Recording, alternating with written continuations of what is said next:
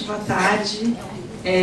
Desculpa, eu preciso ver os slides para falar com vocês, então eu vou pedir licença para vocês para ficar de pé. Meu nome é Janaína.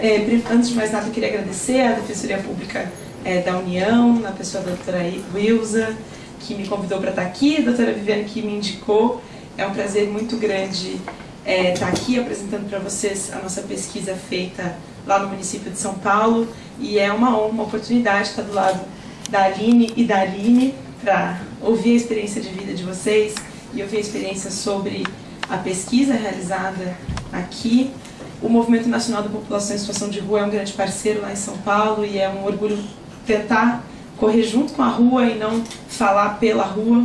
É uma tentativa nossa, e é uma tentativa nossa enquanto formação de advogados e advogadas, né? Nós somos uma clínica de direitos humanos. Na PUC de Campinas eu atuo como professora, mas a Clínica de Direitos Humanos Luiz Gama da Faculdade de Direito da USP, que é onde eu faço meu doutorado e onde eu atuo desde 2014, é uma tentativa um pouco mais horizontal com os próprios alunos e alunas de formar os advogados e advogadas para uma coisa que a gente não está acostumado a fazer, que é ouvir. A gente forma os advogados e advogadas para falar pelos outros, né? E como é que a gente pode se formar, como é que a gente pode aprender por meio da escuta do outro e por meio da escuta de pessoas e trajetórias de vida que a gente não conhece, que a gente não vive, que é especialmente da população em situação de rua, que é o nosso tema de trabalho desde 2009. A clínica ela existe então desde 2009. E a gente também parte de um pressuposto que eu acho que é bastante importante, que nos coloca um pouco, né, em um outro lugar de fala, que é de pessoas que provavelmente jamais vão viver violações a direitos humanos. Pessoas que trabalham com direitos humanos e que não vivem essas violações. Então, esse é um pouco do nosso lugar de fala, né? Um lugar que se lança a escutar essas pessoas, que se lança a tentar entender a partir da narrativa delas o que é o contato com o direito e a partir daí pensar os nossos projetos. De 2009 a 2014 nós fizemos ouvidorias comunitárias da população em situação de rua em um espaço chamado Cefras. É um espaço em que a DPU e a DPE atuaram por bastante tempo, fazendo atendimento às pessoas, e a ouvidoria comunitária se propunha então a fazer essa escuta, e uma escuta qualitativa, uma escuta qualificada, que a gente chama, tentando compreender quais poderiam ser os desafios, e a partir dali construir os nossos temas de trabalho. Bom, a partir desse cenário, a gente começou a se perguntar sobre as mulheres em situação de rua, e o nosso grupo ele é eminentemente feminino, o que eu tenho visto que é um pouco do que é a atuação em direitos humanos, uma coisa inclusive para a gente se perguntar, né?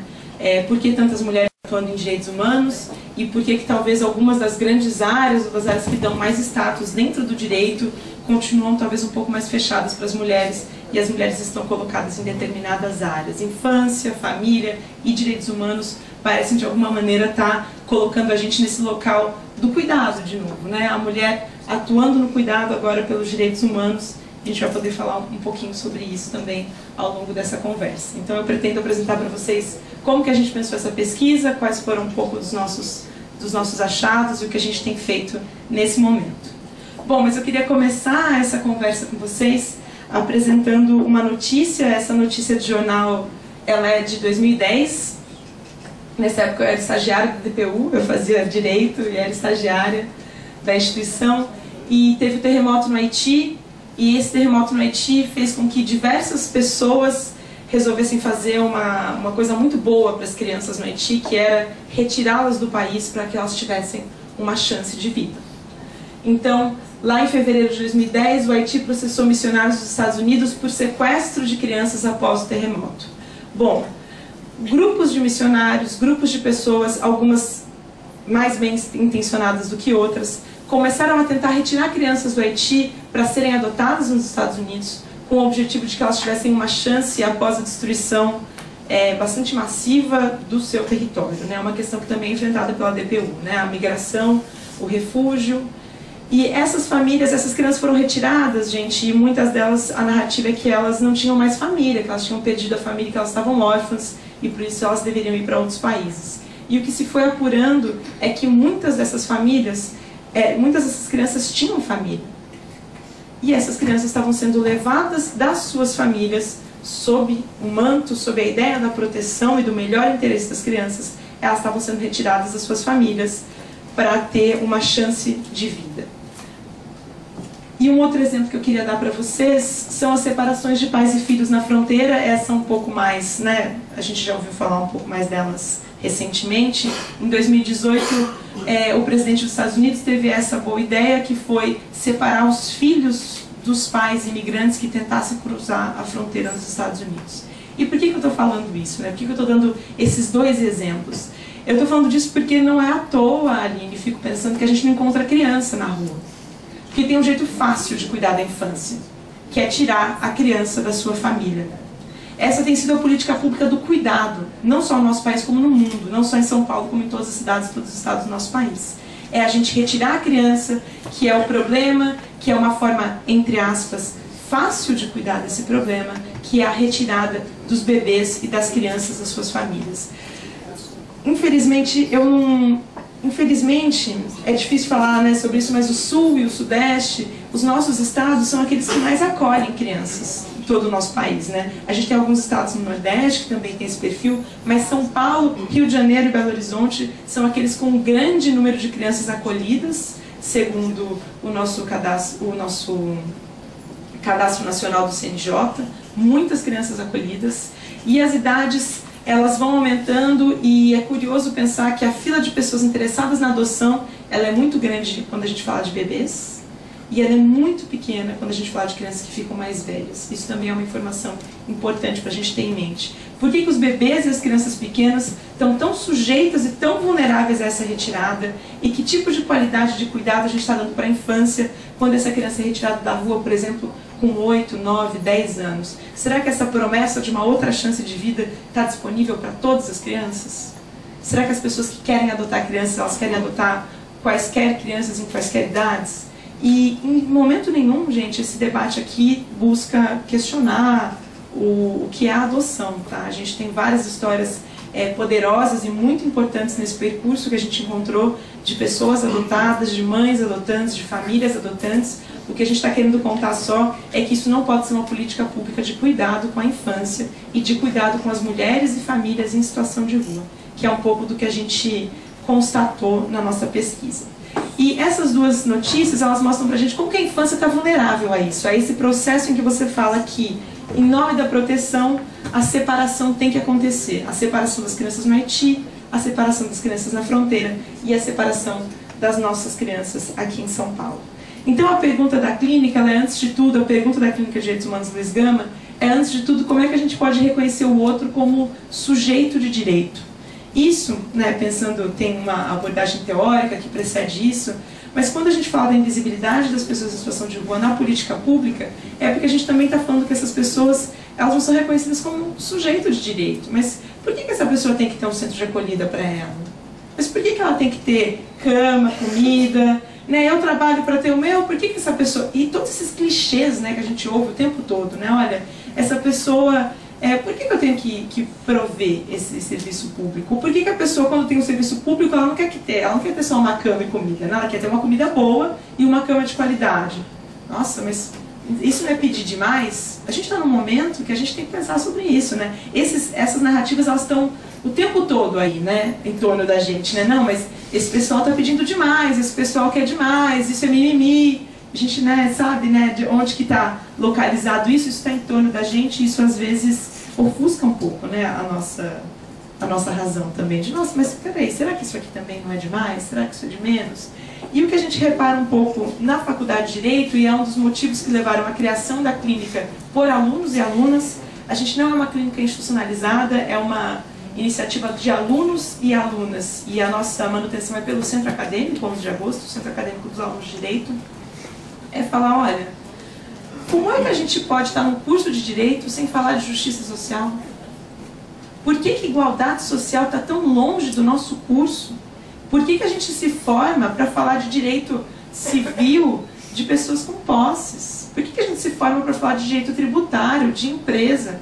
Cadê o direito das mulheres? Cadê o direito das mulheres trans? Cadê o direito da população LGBT? Cadê o direito da população em situação de rua que mora no entorno da nossa faculdade? São mais de 20 mil pessoas em situação de rua em São Paulo. A maior parte delas mora no centro de São Paulo. E no momento em que a Clínica de Direitos Humanos Luiz Gama foi criada, o próprio diretor da faculdade ligava para a prefeitura pedindo a limpeza urbana daquela região. Isso significava tirar as pessoas com mangueira, isso significava se apropriar de todos os bens dessas pessoas. Então a gente aprende sobre o direito à propriedade dentro da faculdade e a gente vê aquelas pessoas perderem todas as suas coisas todos os dias. E essas pequenas contradições, pequenas, entre aspas, essas grandes contradições do nosso direito, vão falar sobre isso. Aquela pessoa ela não é sujeito de direito. Aquela pessoa não tem direito à propriedade, porque aquela pessoa está em situação de rua. Aquela pessoa não tem direito ao próprio corpo, porque ela se veste de um jeito que não é socialmente aceito. Aquela pessoa não tem direito ao trabalho dela, porque ela trabalha como ambulante. E a gente vai vendo que o direito, o jeito com que a gente aprende o direito, o que cai na OAB, o que está na grade da faculdade, e não só do direito, mas de todas as faculdades, dialoga com que tipo de sociedade a gente quer manter. Tanto é que isso hoje a gente faz muitas formações com as equipes de saúde. Esse é o primeiro momento da nossa conversa, né? Quem são as enfermeiras ou as médicas que tiveram a formação para trabalhar com pessoas em situação de rua? Quem teve essa formação na faculdade? Nenhum curso. Talvez as pessoas do serviço social sejam as que têm mais proximidade com a temática. Mas a enfermagem, a ginecologia, de um modo geral, no caso das mães em situação de rua, então a medicina, a enfermagem, a psicologia, o direito, a gente não tem essa formação. As enfermeiras falam, olha, mas eu não achei que eu ia ter que fazer curativo para uma pessoa em situação de rua, que talvez tenha usado alguma substância, que não está em condições de higiene ideais, aquela pessoa está se recuperando de um acidente, ela não tem como garantir a alimentação dela. Como é que eu vou cuidar da saúde dessa pessoa? Eu não tenho para onde encaminhá-la. Onde é que eu vou encaminhar uma pessoa que está com tuberculose, que está convalescente, que tem um problema de álcool e drogas e que gostaria de se tratar, não tem essas vagas? Como é que a gente pode... Então, como é que a gente pode pensar a profissionalização, as pessoas que vão cuidar dessas pessoas, e como é que a gente pode pensar as políticas públicas aptas para esse cuidado, se a gente também está sempre apagando incêndio? A gente nunca tem vaga suficiente, a gente nunca tem serviço suficiente, a gente nunca tem locais de cuidado suficientes. E uma das reflexões que a gente faz é que isso está diante da nossa incapacidade de reconhecer a pessoa em situação de rua como um sujeito de direito pleno, com todos os seus direitos violados. Moradia, saúde, alimentação, lazer, educação, trabalho, todos os direitos dessas pessoas são violados todos os dias.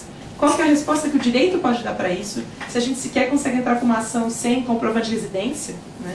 Como é que a gente vai conseguir dar conta disso? Como é que a gente consegue responder a isso? A gente não consegue fazer um atendimento. E quando a gente vai fazer o atendimento, às vezes a pessoa também tem questões de saúde mental, também tem questões de álcool. Como é que a gente vai responder a isso? Como é que a gente vai responder a isso se a gente não olhar essas pessoas, se a gente não ouvir as pessoas? E esse, gente, é um segmento da população que a gente precisa olhar, mas o direito parece ter mais invisibilizado as pessoas do que visibilizado, né? Quantas demandas a gente não teria, como que a gente não seria diferente, nosso país não seria diferente, nossas políticas não seriam diferentes, se a gente ouvisse as pessoas, ao invés de fazer leis que não dialogam com o que é a realidade.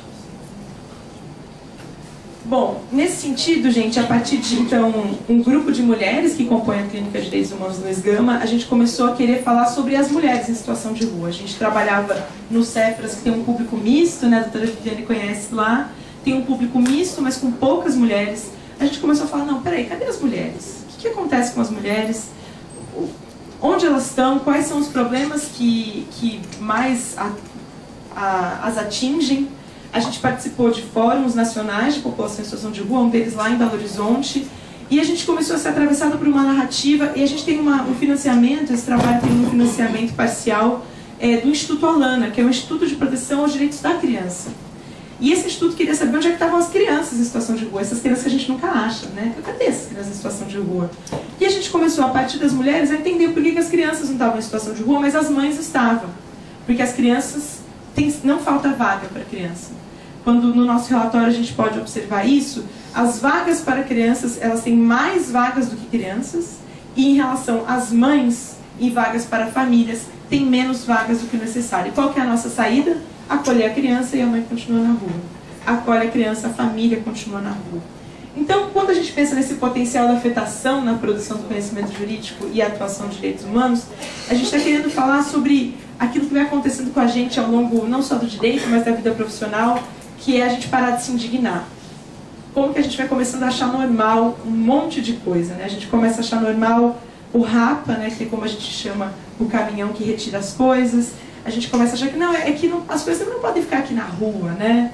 Ah, não, é que precisa separar a criança da mãe porque a criança vai ter melhor condição lá. E de repente a gente está retirando as crianças e levando elas do Haiti porque lá nos Estados Unidos elas vão ter uma chance melhor. A gente vai naturalizando isso. A nossa linha de montagem do direito vai naturalizando isso, né? Eu fico imaginando e acompanho hoje colegas que entram, por exemplo, na defensoria, né? Que pegam o primeiro caso e ficam, nossa, mas isso é possível? Não, mas é possível um hospital nessa condição? É possível?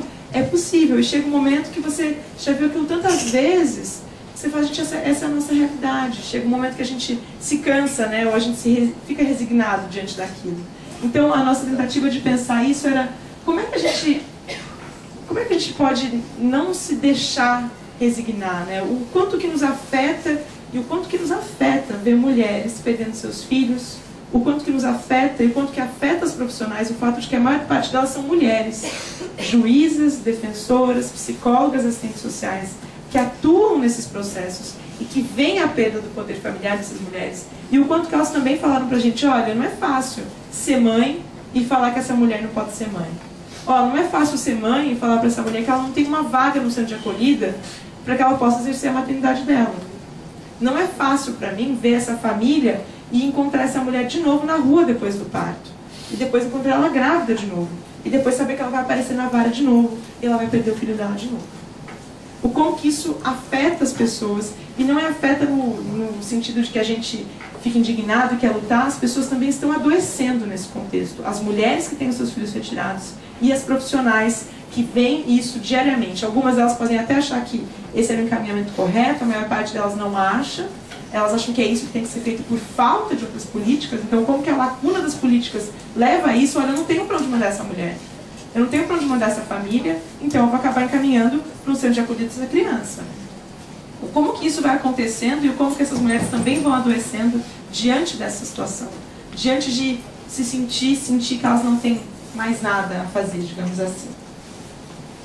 Bom, essas aproximações reflexivas são coisas que eu já falei para vocês, né? O como o nosso grupo foi ficando cada vez mais feminino, como a gente quis se aproximar desse objeto, o como que a gente tenta fazer isso também pautado a partir do ensino do direito, como é que a gente pode pensar como que a gente ensina o direito, como é que a gente pode colocar esses temas dentro de uma grade de um curso de direito, e a partir dela a gente construiu essa pesquisa, seus objetos e sujeitos. Isso para falar para vocês que o nosso objeto não é as mulheres em situação de rua, não são as mulheres em situação de rua. A gente tentou investigar as políticas que atendem essas mulheres. A gente tentou investigar a trajetória da mulher grávida na política pública em São Paulo. O que acontece com ela? E isso para falar, gente, que a gente teria vários caminhos de investigação. A gente poderia, por exemplo, pensar na mulher vítima de violência na rua que ficou gestante. Essa mulher grávida, ela teria direito ao aborto legal, que é previsto no nosso ordenamento jurídico.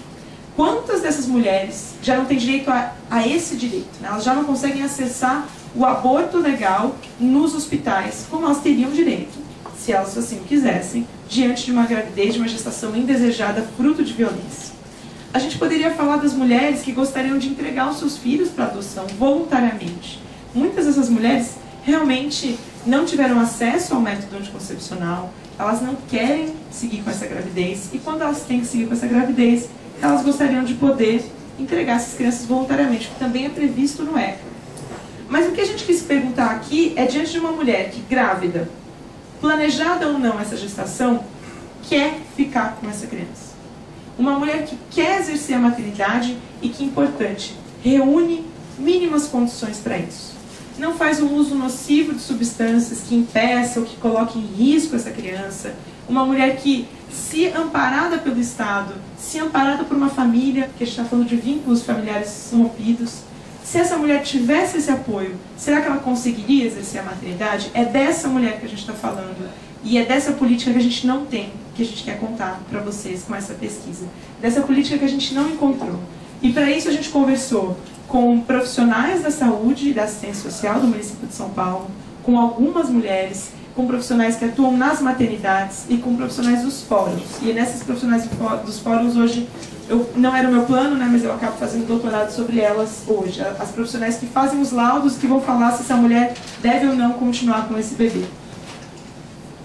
A gente escolheu essa violação, gente, dentre tantas outras que a gente poderia falar. Então, não só em relação ao exercício da maternidade, mas a maior parte dessas mulheres tem uma trajetória de vida com violência familiar. O motivo que as levou às ruas, em geral, está ligado com a violência familiar. A gente tem uma pesquisa de um professor em São Paulo, da Unifesp, que chama Anderson Rosa, que vai contar isso pra gente.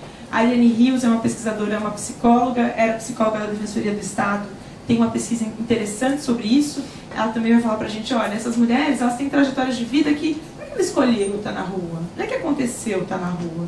Às vezes é um momento de grande força ir pra rua, porque ela saiu de um ciclo de violência na casa dela, mas ela encontrou na rua nada que pudesse retirá-la daquela situação, ou que pudesse ampará-la, ou que pudesse oferecer algo que não fosse também violento, que também não fosse a reprodução, o retorno a um ciclo de violência. O que leva também ao que a Aline comentou, né, de situações de violência na rua, altas complexidades, a dificuldade de inserção em projetos, políticas de moradia, políticas de saúde, políticas de cuidado, de trabalho. E esse é um dos desafios da população em situação de rua, né? Não tem como a gente cuidar de um assunto. A pessoa não tem casa, a pessoa não tem trabalho, a pessoa talvez não tenha tido acesso à educação, a educação formal talvez não se adeque. Então a gente também tem que ser criativo. Não dá pra falar que então vai botar todo mundo numa sala de aula com 4 horas de aula. Esse não é o perfil. Talvez esse não seja a aptidão dessas pessoas. Quanto que a gente está ouvindo as pessoas para fazer essas políticas públicas, né? O quanto que a gente tem de troca com elas para falar, olha, muitos artistas em situação de rua, muitos artistas em situação de rua, poetas, pintores, cantores. Quais são as políticas que a gente está oferecendo para elas? A gente quer o quê? Não, faxineiro, manutenção, serviços gerais, não. A potência dessa população em situação de rua, a potência dessas pessoas, muitas vezes é outra. E a gente coloca uma política que bota todo mundo igual. Como se a gente fosse todo mundo igual. A gente não é, né? E aí a gente vai lá e coloca todo mundo igual, todo mundo tem que fazer isso, se não fez isso, não pode dormir aqui. Regras nos centros de acolhida, que muitas vezes, a pessoa conseguiu um trabalho, mas é um trabalho noturno. Não, mas a sua vaga você tem que estar aqui às 6 da tarde. Não sei como é que é a realidade aqui de Florianópolis, mas em São Paulo, tem que estar aqui às 6 da tarde. Se você conseguir um trabalho noturno, você não vai. Você quer ir no culto à noite? Também não pode, porque o horário bate. Daí tem que acordar, conseguir uma vaga, não é fixa. 5 da manhã você tem que acordar, 4 da tarde tem que voltar pra fila. Quem consegue trabalhar assim? Quem consegue estudar assim? Quem consegue um serviço de saúde assim? Então, gente, a gente produz a situação de rua. A gente produz condições que não permitem que as pessoas saiam da situação de rua. Porque se ela consegue um trabalho, o trabalho não é compatível com o centro de acolhida. Se a pessoa está no centro de acolhida, o centro de acolhida não é compatível com uma busca religiosa, com uma busca de educação. O que a gente está produzindo com as nossas políticas? O que a gente está produzindo com as nossas políticas? É uma pergunta, né, que fica, né? O que a gente está, como que a gente está fazendo isso? Diante de todas essas violações, a gente escolheu só uma. Quer entender como é que essa mulher que quer ser mãe, que quer permanecer com esse bebê, e eu falo mulher aqui, gente, porque em menores casos a gente está falando de famílias, mas muitas famílias compostas, né, do marido, a esposa e os filhos também não conseguem vagas em política. As famílias homoafetivas, homens sozinhos com crianças não conseguem essas vagas em centros de acolhida para a família. Mulheres que são casal com outra mulher e com crianças também não conseguem essas vagas. 2 homens nem se fala. Então, como é que a gente pode, como é que essas políticas invisibilizam essas pessoas e inviabilizam a manutenção da família junto? Essa família não consegue ficar junto por causa do modelo de política que a gente vai escolhendo para elas ao longo do tempo. Essa imagem aqui, gente, é da Mariana, é uma das nossas alunas. Ela ilustrou o nosso relatório, ela fez vários desenhos para a gente, tentando traduzir de alguma maneira o que ela viu e o que foi o nosso projeto ao longo desse período com as mulheres em situação de rua.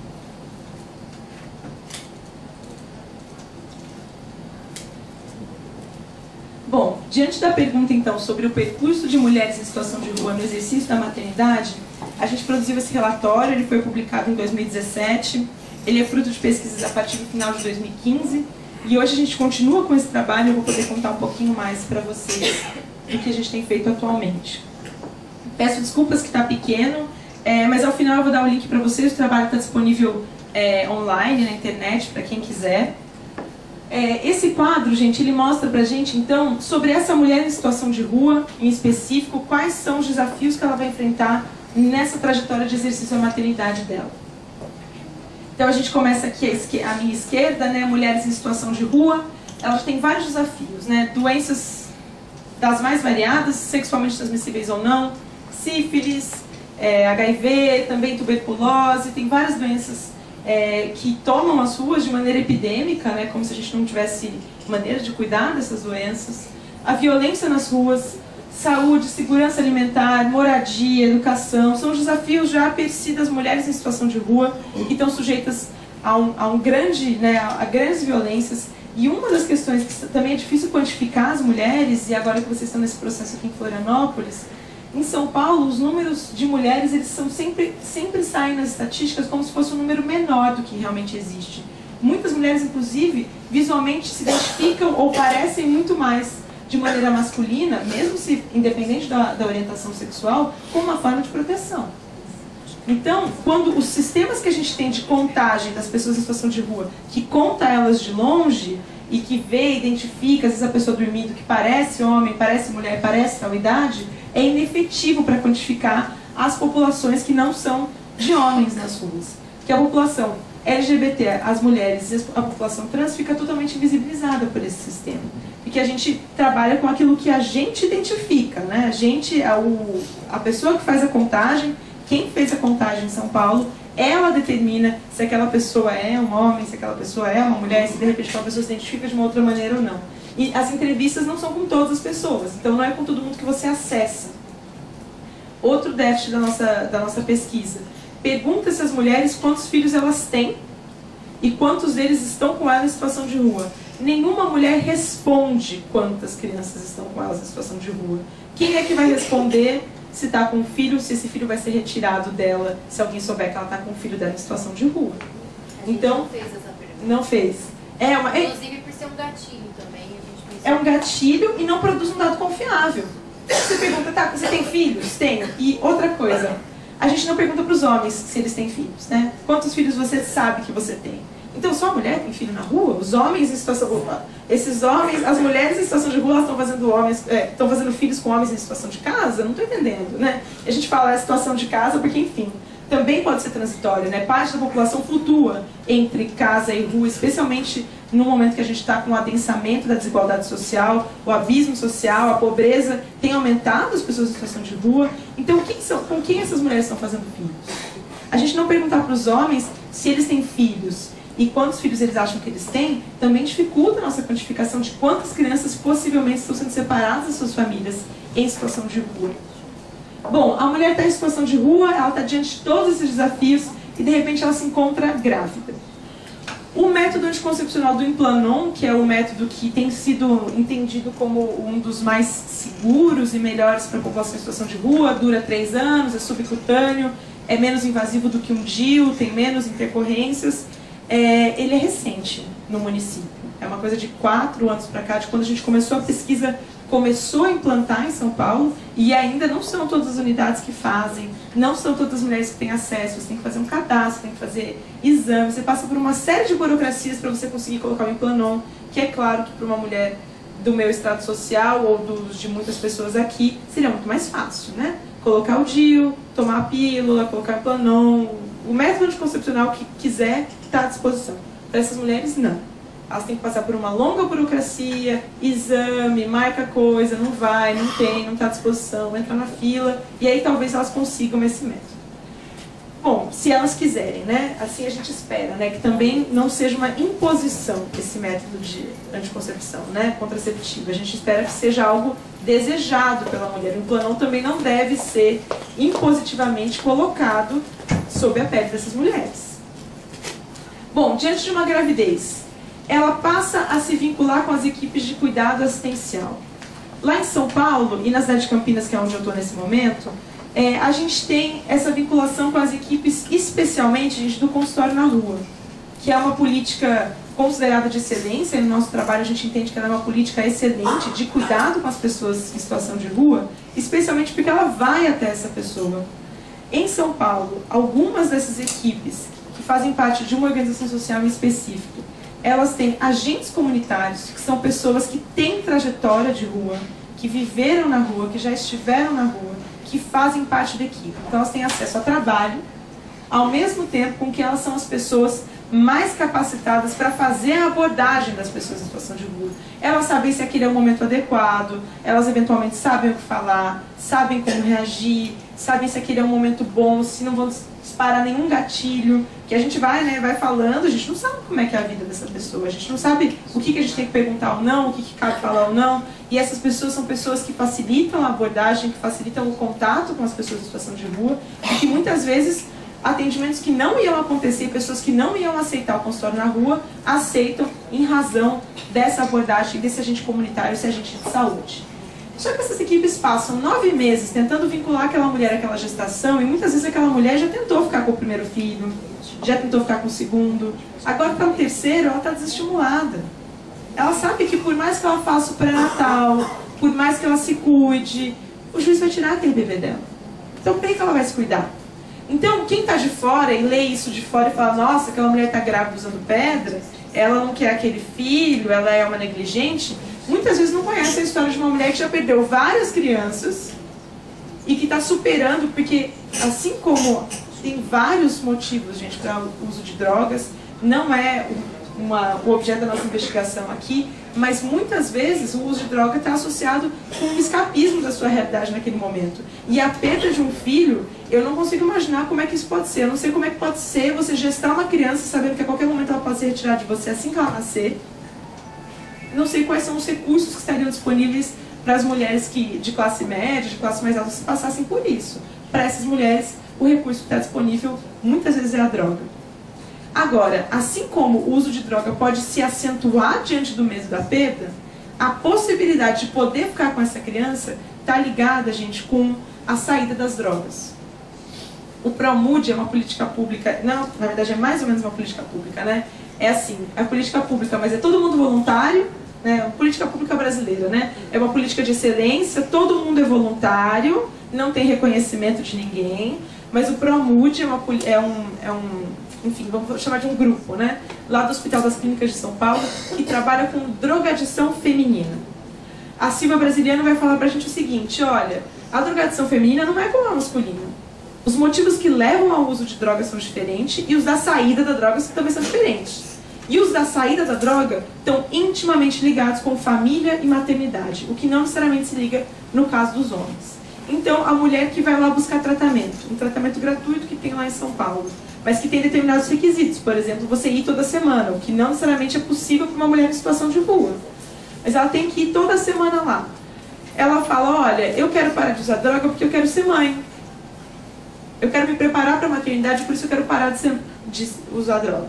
Ou, olha, eu estou gestante, eu preciso diminuir o consumo para cuidar da minha criança. Essa criança que vai vir. Ou os filhos levam essa mãe, os filhos pressionam a mãe para que ela busque ajuda para a dependência química dela. Então, olha como a maternidade e a família estão ligadas com o tratamento de álcool e drogas das mulheres. E será que os nossos CAPs, será que os nossos centros, né, psicossociais estão preparados para essa particularidade feminina?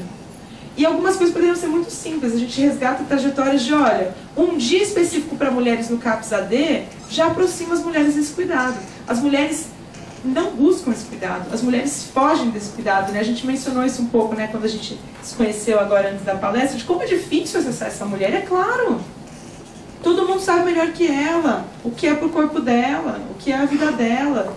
A única coisa que ela tem naquele momento, que é aquele filho, vai ser tirado dela a qualquer momento. Alguém seria afável? Alguém pediria ajuda? Alguém aqui na iminência de perder um filho, sabendo que todo mundo está querendo te ajudar, mas também a qualquer momento pode achar que você não presta, que é melhor não cuidar daquele filho? Alguma de nós seria, né, solícita, toparia tudo, iria aderir a qualquer tratamento? Então, como que a gente pode pensar na vulnerabilidade dessa mulher que está exposta à violência, que possivelmente já perdeu outras crianças, que já não tem vínculos familiares que possam ajudá-la nesse momento, e nenhuma mãe, gente, é mãe sozinha. Ninguém é mãe sozinha, tem que contar com a sogra, com a própria mãe, com a vizinha, com uma amiga, com alguém que já teve filho. E pessoas que já perderam vínculos familiares antes e que não aprenderam a praticar o cuidado, como é que vai ser o cuidado delas também com essas crianças? A gente está falando de aprendizagem social, a gente está falando de um tecido social ao qual elas não pertencem. Uma rede de apoio que, se elas tivessem, talvez o exercício da maternidade seria diferente. Isso para falar, gente, que durante a gestação, as equipes do consultório na rua tentam vincular a mulher a esse projeto de vida. Muitas mulheres reduzem o uso de droga, e crack em específico, que é o que a gente tem mais medo, né, em relação à gestação. Olha, a mulher usava 10 pedras por dia, ela passou a usar 2. Desculpa, nenhum tratamento para redução de uso de droga consegue esse efeito. Em 6 meses você passar de 10 pedras para 2. Nenhum. A mulher, porque está grávida, passa a usar 2 pedras por dia. Daí, chega no judiciário, ah não, mas usa crack, não pode ser mãe. Mas e o movimento que ela fez? E a busca dela pelo exercício dessa maternidade? Qual foi o cuidado com redução de danos? O que foi oferecido para ela? Nada. Só a possibilidade de estar com essa criança, ela já reduz drasticamente esse uso. Então, para a gente pensar um pouco sobre isso, gente, para pensar que também não existem, e isso é bem polêmico que eu vou falar para vocês, eu descobri, eu fiquei bastante chocada, a gente só tem suposições sobre o uso do crack e gestação e nascimento das crianças. A Silvia Brasiliano, essas pesquisadoras do ProMult, elas falam o seguinte: a pobreza, a miséria e o estresse que uma mulher que não sabe onde vai dormir, se vai apanhar na rua ou não, o que ela vai comer hoje, isso estressa o bebê. E como variável independente, que eles chamam, né, a pobreza ela afeta essa criança. A criança nasce com problema. Agora, uma criança com essa situação e com o uso de droga, a gente não consegue falar o que é a droga, o que é o estresse de uma vida na miséria, de uma vida na violência. A droga que mais afeta e que mais atravessa a placenta é o álcool. Essa é a droga, hoje considerada pela medicina, mais nociva para as crianças. E a gente está tirando o bebê de mulher que faz uso de maconha e cocaína e crack, como se fosse tudo a mesma coisa, e como se cada processo de vida não fosse diferente. Como se cada trajetória fosse igual. Ah, é mãe, é craqueira. A gente já ouviu isso da boca de juiz, de juíza, de promotor. Não, é craqueira. Mãe craqueira não dá, né? Ai, Janaína, você é nova, né? Vocês são novinhas, né? Eu trabalho só com mulheres mais novas que eu, né? Elas olham, ah, mas você não é mãe, né? Novinha. É que você não sabe como é que é. Bom, eu não sei como é que é ser mãe, mas eu estou em contato com mulheres que gostariam de ser mãe e não estão podendo. E que estão falando que tem condições. Mulheres cujos filhos sequer, gente, são apresentados a elas na maternidade. E aí a gente vai para o momento do parto, e que tem uma potencial separação dos bebês, e é onde a gente vê acontecer a violação da sua maneira mais, acho que incapaz de que a gente não se afete, né? A gente tem descrições de mulheres cujos bebês nasceram e que não conheceram os próprios filhos, e não foi por vontade. Mulheres que tiveram administrado remédio para que secasse o peito, para que elas não sequer tivessem a chance de amamentar os seus filhos. Mulheres que se falam, ah, mas a mulher levantou e saiu do hospital. Ela levantou e saiu no hospital, mas alguém estava dando algum tipo de atendimento para ela que fosse solícito, que fosse próximo, que fosse cuidadoso, que fosse cuidadoso com a particularidade daquela mulher. E como é que uma mulher no puerpério levanta e abandona uma criança no hospital? Sempre fico curiosa com isso, né? Alguém já teve internado no hospital? Como é que você levanta e sai e ninguém vê? Com pulseirinha, né? Com hora de entrada. O pessoal sabe que você é paciente. Você atravessa o corredor, você conhece o hospital inteiro, você vai lá, pega o elevador, desce a escada. Ninguém vê? Ninguém te fala nada? O quanto que era para você efetivamente ficar e o quanto que é esperado que você vá embora. Então a gente está falando de mulheres, gente, em que o momento do parto é o momento em que se agravam todas essas vulnerabilidades. Essa mulher muitas vezes chega ao parto sozinha, ou ela tem esse filho na rua, às vezes ela é trazida, né, pela polícia, que é quem a gente chama para a população em situação de rua, né? Não é o SAMU em São Paulo, se você fala que é para uma pessoa em situação de rua, ele demora o triplo, né, quando ele chega. Então, nem vem. Algumas estratégias ali eles colocaram lá em São Paulo, por exemplo, da mulher, quando ela sabe que ela vai entrar em trabalho de parto, ela ir para o metrô linha 4, que é uma linha privada. Então, na linha privada, eles têm que ter um carro, eles têm que acudir as pessoas caso aconteça alguma coisa lá. Então, veja só, a pessoa desenha uma estratégia que é essa. E agora, outras estratégias também, mudar de território, porque sabem que no território central, ou no território X, ou no território Y, tem mais chances de perder aquele bebê pelos protocolos que se desenharam em determinadas maternidades.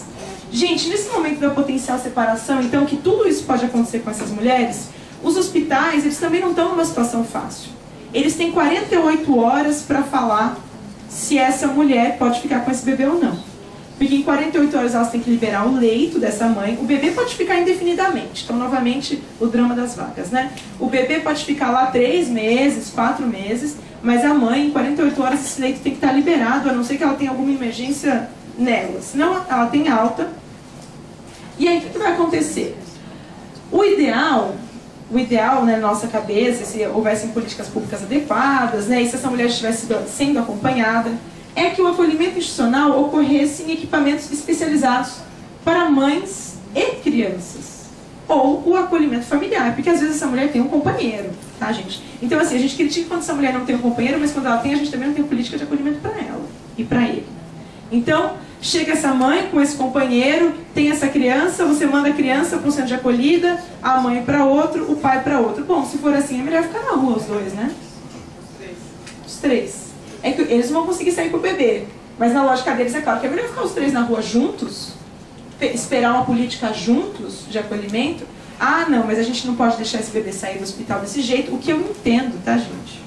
Não pode deixar sair do hospital. Mas o problema não é o bebê ficar na rua. O problema é a gente ter a estimativa de 100 mil pessoas em situação de rua no país. O problema não é o bebê ficar na rua. O problema é ter mãe, pai, idoso, pessoas com problemas de saúde mental. O problema é ter todas essas pessoas em situação de rua. Então a gente desloca o problema, e por isso eu falei da infância no começo, o problema é o bebê na rua. Esse bebê não pode ficar na rua. Então eu seguro o bebê no hospital, libero a mãe, libero o pai, e é isso.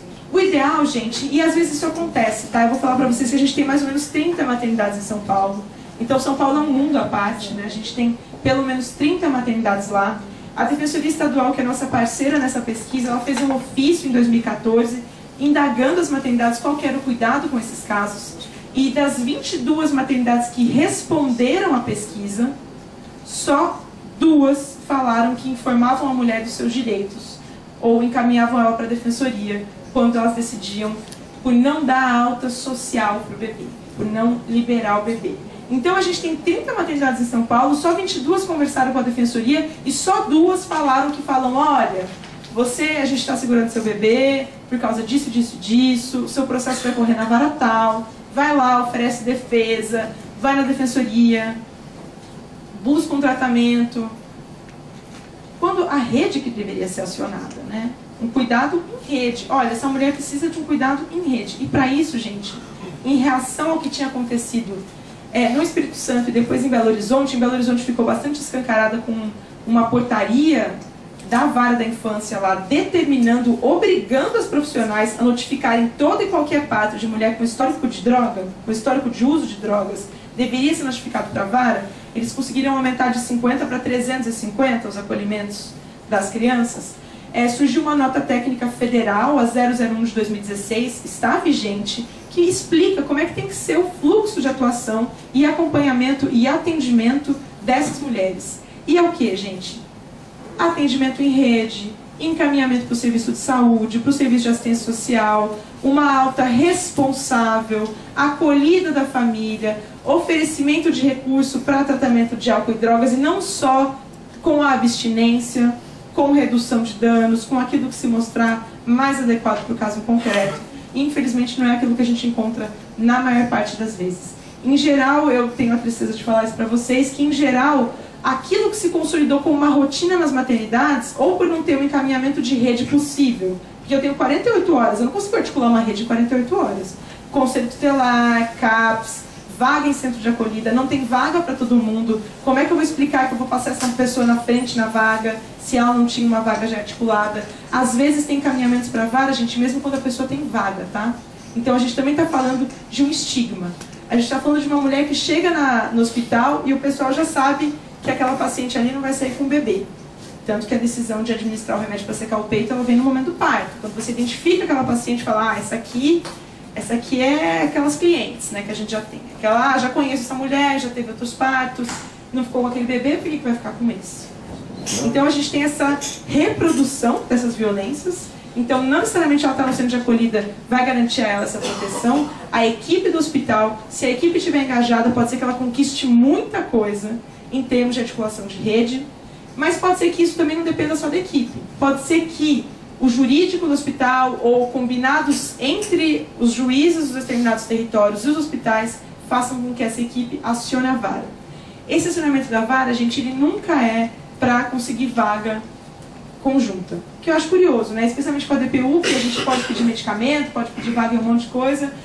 Nunca é para pedir vaga. É sempre para pedir acolhimento da criança e que se comece um processo para apurar se essa mãe pode ou não ser mãe desse bebê.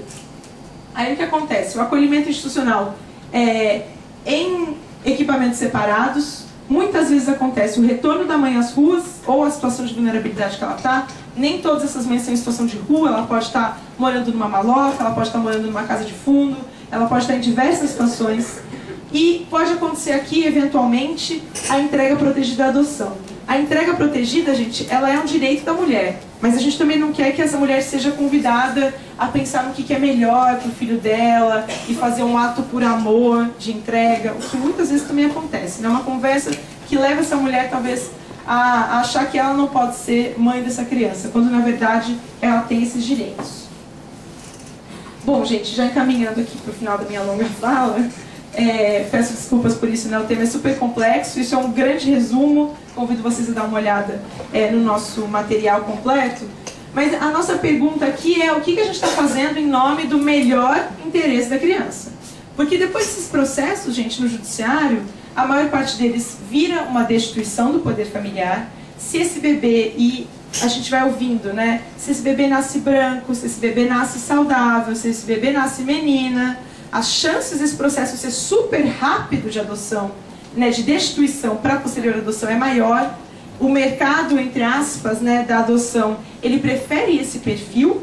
Então, como é que o nosso direito de proteção das mulheres está agindo de acordo com uma agenda de pessoas que potencialmente querem adotar?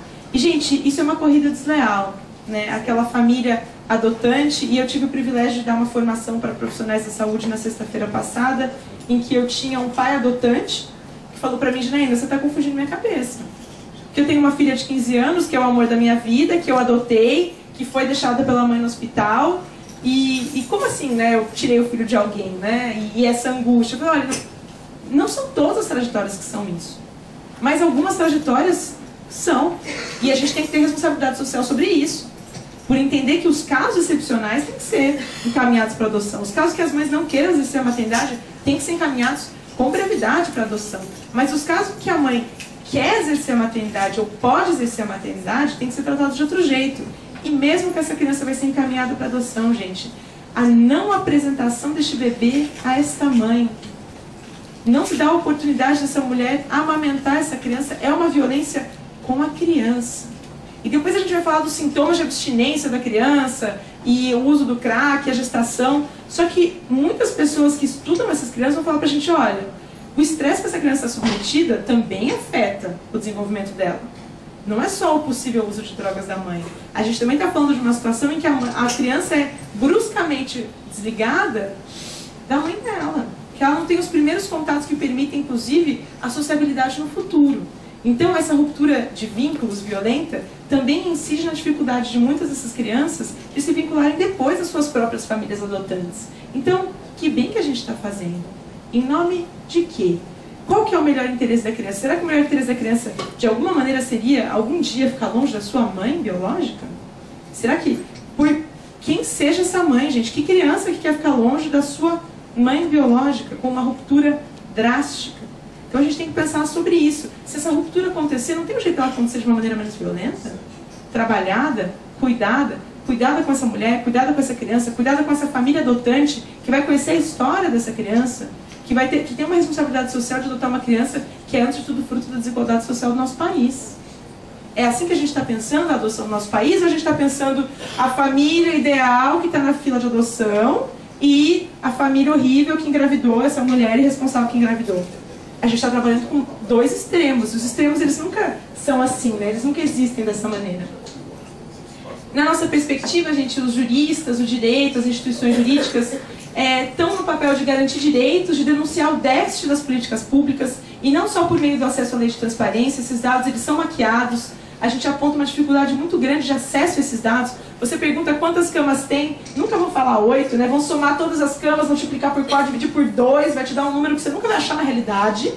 Então, a gente não pode ficar nos nossos gabinetes, a gente tem que ir para a prática, a gente tem que conhecer esses dados, a gente tem que ir em loco, a gente tem que ouvir o movimento da população em situação de rua, a gente tem que ouvir as pessoas para falar, olha, quais são esses dados, quem são as pessoas que não estão conseguindo entrar, quando elas têm acesso, quem é que está ficando na catraca lá fora, por quê? Né? Esse serviço, é um serviço ótimo, maravilhoso, só trabalho com abstinência, vai ficar vazio. Vai ficar, é maravilhoso, ó, aqui dentro não pode usar nada, tem que chegar às 6, acordar às 5, trabalhar, não vai funcionar. Como é que a gente pode pensar um serviço que realmente acolha essas pessoas? Mas vai ficar uma bagunça, Janaína. Não, quem disse? É o nosso jeito de olhar a política que vai falar isso. Mas a gente tem experiências muito interessantes em Campinas. Eu tenho a satisfação de falar que eles criaram uma casa da gestante. As maternidades falaram, olha, a gente pode ficar encaminhando para o juiz caso de saúde. Campinas é uma cidade conservadora em vários sentidos, e nessa é uma cidade progressista. A gente tinha a secretária Joane Valente, que é uma pessoa também super importante na ciência social no nosso país, que, criou-se uma possibilidade de ter uma casa da gestante em que, ao invés de judicializar, encaminha-se para essa casa. Lá essa mulher tem várias questões também, tá, gente? Não pode ficar com um companheiro, mas essa mulher tem 2 anos de vaga garantida, redução de danos, pode ficar com quantos filhos ela tiver. Alguns lugares em São Paulo só pode ficar com um filho que nasceu, os outros filhos têm que ficar acolhidos no centro de acolhida. Como assim, né? Fala para uma mãe escolher entre um filho ou outro, né? Pra você ver o que ela responde para você. Como é que ela vai lidar com isso? Então, a denúncia do déficit da política pública, ela está ligada com a nossa capacidade de cruzar esses dados, com a pesquisa consistente, com cruzar informações, com cruzar narrativas, democratizar o acesso ao conhecimento jurídico, visibilizar sentidos locais atribuídos à proteção. Por que a equipe aqui está achando que protege a criança mandando para o juiz? Algumas equipes me falaram, não, porque o juiz vai decidir o que é melhor para essa criança. Eu falei, mas você sabia que o juiz muitas vezes decide que essa criança vai ser adotada e essa mãe nunca mais vê essa criança? Não. A nossa política de encaminhamento de um serviço para o outro, gente, é alienante da gente. A gente não sabe o que acontece quando a gente encaminha o caso. E aí a gente não sabe o que acontece depois, e depois a gente não sabe o que está acontecendo com essas vidas, a gente não sabe o que a gente está produzindo nessas vidas. E visibilizar, gente, fluxos dentro do judiciário que despriorizam a proteção de crianças e mães. De certa forma, gente, o judiciário acaba enxergando o seguinte, olha, se chegou na minha mão, ao contrário do que às vezes a gente pensa, que se chegou na mão do juiz, ele vai olhar todos os lados e vai decidir, muitos juízes e juízas têm falado pra gente, olha, quando chega na minha mão é porque a rede não deu conta. E se a rede não deu conta, eu vou fazer aquilo que é melhor para a criança. E o melhor para a criança é, muito provavelmente, se ela for pequenininha, ser adotada. Eu estou correndo contra o tempo. Até ela ter 3 anos, tem muita gente querendo adotar ela e dar uma vida completamente diferente para ela. E realmente, essas pessoas vão dar vidas completamente diferentes para essa criança. Ela sai da família dela de origem, tem várias questões, mas também tem outras questões muito positivas. Mas a pergunta é, essa é a nossa política de cuidado? Isso é a nossa política pública, o encaminhamento para a adoção dessas crianças? Como é que a gente pode pensar de uma maneira diferente? E como que isso é diferente quando a criança é maior? Que a gente insiste na família, insiste em várias outras formas, e como que isso também não é uma questão do nosso mecanismo de adoção. Por que a gente só quer adotar bebê? Tem várias coisas que a gente tem que parar para pensar, né? Por que a gente acha que só os bebês são adotáveis, ou só desse jeito vai dar certo? E esses fluxos dentro do judiciário que acabam priorizando uma coisa ou outra em detrimento de uma realidade social que muitas vezes tinha uma tia que podia cuidar. Existem políticas possíveis, por exemplo, a guarda subsidiada, é uma política que existe em Paulínia, não sei se vocês têm aqui, em que a família de origem, a família extensa, recebe uma ajuda financeira de um salário mínimo, por exemplo, para ajudar a cuidar daquela criança que está chegando. Porque às vezes a avó tem desejo de cuidar, a tia tem desejo de cuidar, mas não tem recursos. Um salário mínimo na vida dessas famílias significa muita coisa na vida delas, né? A gente pensa, nossa, não dá para criar um filho com um padrão de vida que muitos de nós têm. Mas agora, essas famílias pode ser o diferencial entre poder criar essa criança ou não. E agora, quando você colocar nessa família de origem, qual que é o bairro que essa pessoa mora? Então o problema não é que ela não tem nada a oferecer, o problema é que a gente não tem infraestrutura nos nossos bairros, a gente não tem garantia a lazer, a saúde, a educação. A gente está falando de um problema social no nosso país que a gente está querendo resolver tirando crianças de algumas famílias e colocando em outras. Esse tem sido um dos dramas que a gente tem apontado e entendido no nosso trabalho. Gente, de alguma maneira a gente entende que um trabalho como esse é uma forma da gente conseguir, através do direito, poder falar desses outros direitos, dessas outras pessoas, desses outros, né, que na verdade são as pessoas em que, na nossa concepção, o direito deveria servir.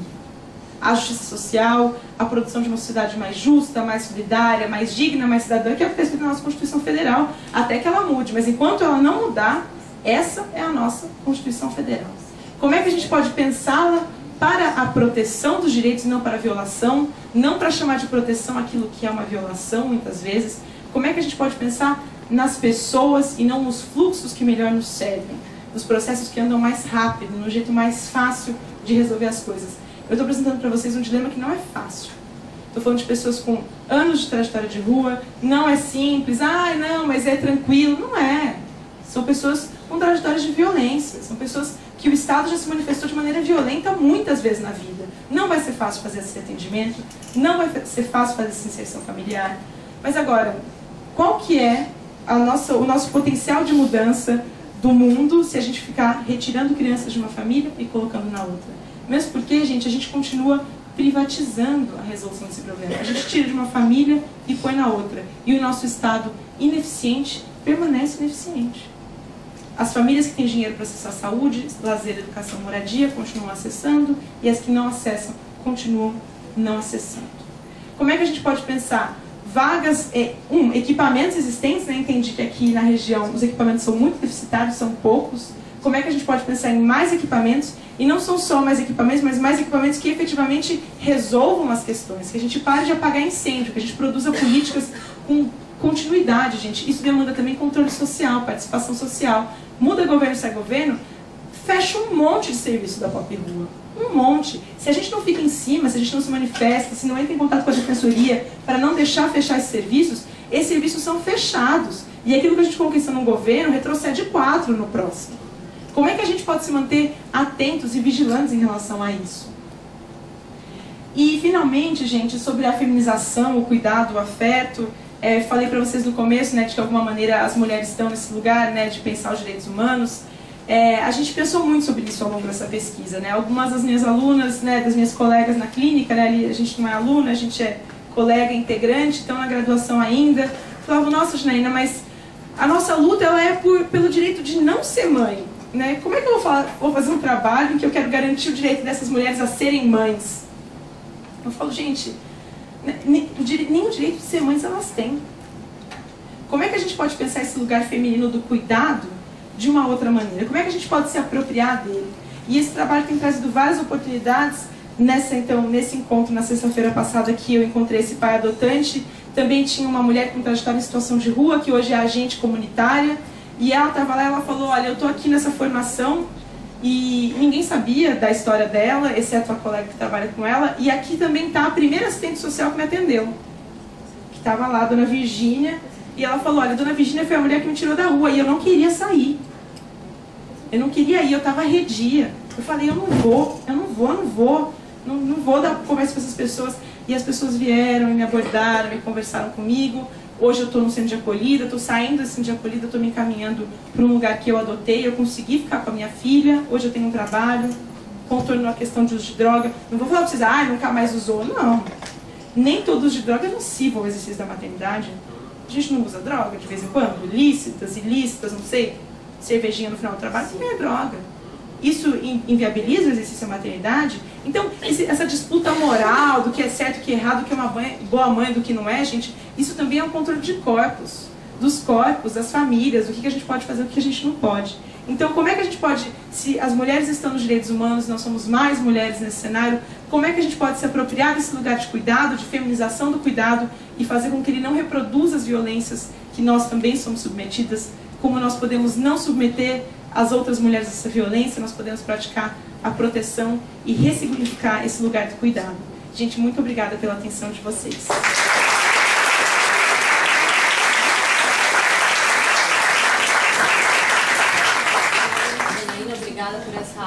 certeza as duas reflexões suscitarão ações da Defensoria. E eu convido a todos a acessarem a pesquisa da Janaína, ela está disponível no site da Clínica de Direitos Humanos, está aqui.